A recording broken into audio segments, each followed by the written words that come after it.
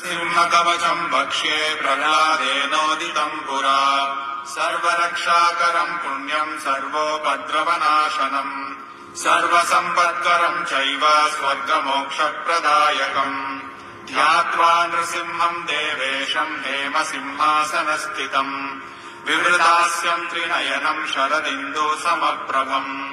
लक्ष्म्यालिङ्गितवामाङ्गम् विभूतिभिरुपाश्रितम् चतुर्भुजम् कोमलाङ्गम् स्वर्णकुण्डलशोभितम् श्रिया सुशोभितोरस्कम् रत्नकेयूरमुद्रितम् तप्तकाञ्चनसङ्काशम् पीतनिर्मलवाससम् इन्द्रादिसुरमौलिष्टस्फुरन्माणिक्यदीप्तिभिः विराजितपदद्वन्द्वम् शङ्खचक्रादिहेतिभिः गरुत्मता च विनयात् स्तूयमानम् मुदान्वितम् स्वकृत्कमलसंवासम् कृत्वा तु कवचम् पटे नृसिंहो मे शिरः पातु लोकरक्षात्मसम्भवः सर्वगोपीस्तम्भवासः पालम् मे रक्षतु ध्वनिम् नृसिंहो मे दृशौ पातु सोमसूर्याग्निलोचनः स्मृतिम् मे पातुर्हरी मुनिवर्यास्तुतिप्रियः नासा मे सिंहनासस्तु मुखम् लक्ष्मीमुखप्रियः सर्वविद्याधिपः पातो नृसिंहो रसनाम् मम वक्त्रम् पाद्विन्दुवदनः सदा प्रह्लादवन्दितः नृसिंहः पातु मे कण्ठम् स्कन्धौ भूभरणान्तकृत् दिव्यास्त्रशोभितभुजो नृसिंहः पातु मे भुजौ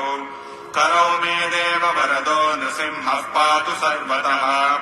हृदयम् योगिसाध्यश्च निवासम् पातु मे हरिः मध्यम् पातु हिरण्याक्ष वक्षः कुक्षिधारणः नाभिम् मे पातुर्हरिः स्वनाभि ब्रह्म संस्तुतः ब्रह्माण्डकोटयः कट्याम् यस्यासौ पातु मे कटिम् गुह्यम् मे पातु गुह्यानाम् मन्त्राणाम् गुह्यरूपदृक्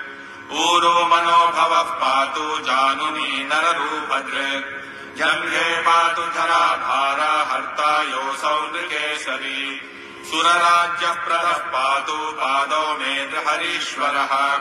सहस्रशीर्षा पुरुषः पातु मे सर्वशस्तमम् महोग्रः पूर्वतः पातु महावीराग्रजोऽग्नितः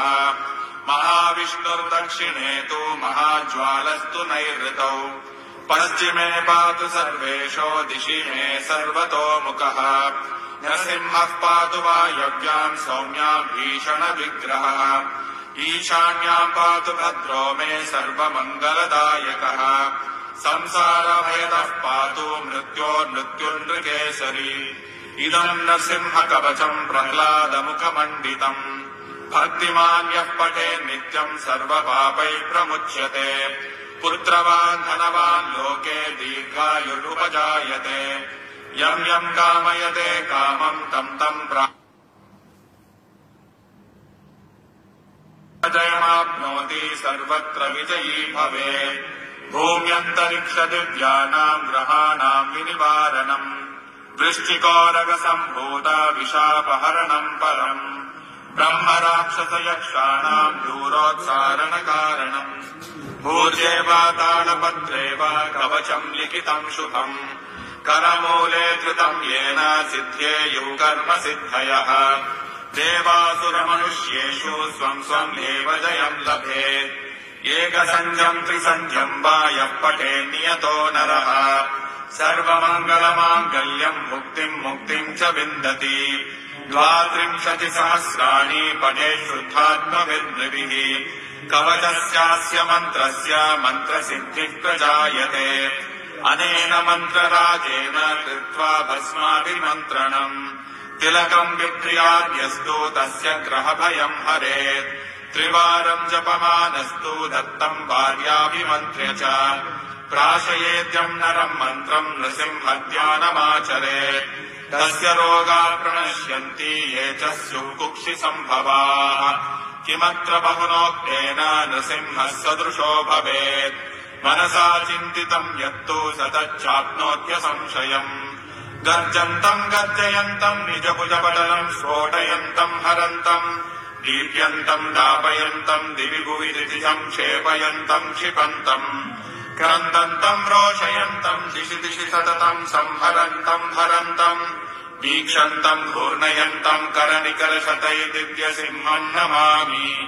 इति श्रीब्रह्माण्डपुराणे प्रह्लादोक्तम् श्रीनरसिंहकवचम् सम्पूर्णम्। नरसिंहकवचम्